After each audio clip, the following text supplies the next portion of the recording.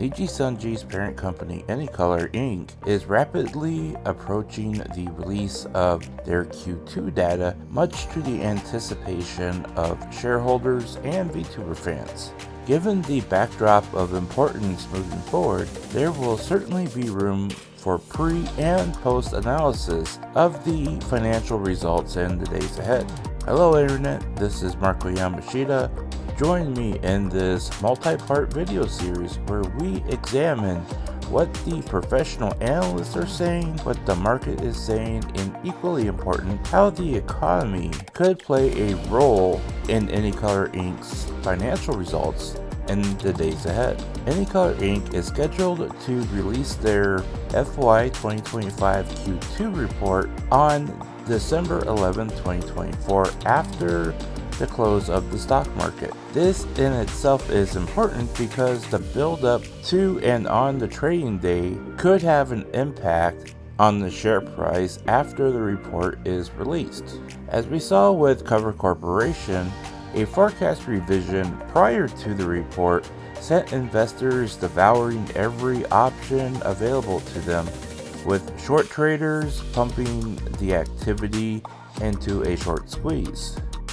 The same cannot be said for AnyColor Inc. With no advanced signal to the market of a positive or outperforming quarter, investors seem to be more measured while waiting out the remaining days before they make a move. The Nikkei's data-driven analysis branch Quick is currently predicting AnyColor will underperform unless Q2 shows a substantial earnings surprise. To meet their 6-month forecast, AnyColor's revenue will need to be at least 10,564 million yen for Q2, which is achievable since Cover Corporation posted a Q2 revenue to the tune of 10,688 million yen. As I've mentioned in a previous video, context and timing will be key for this report.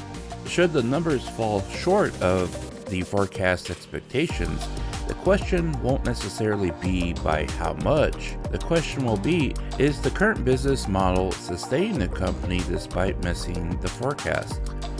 Or will the company need to lower expectations in light of the revenue trend?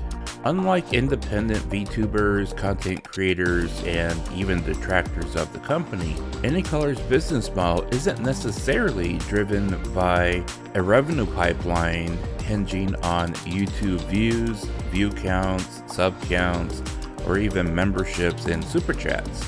In Q1, the total combined revenue from streaming was 1,176 out of 7,358 million yen, or 15.9% of the revenue.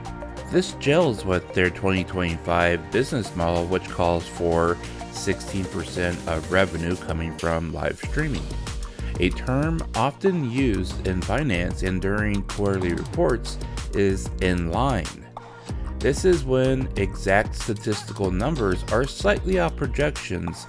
However, the result, it largely matches the expectations of either the company forecast or derived forecast by analysts.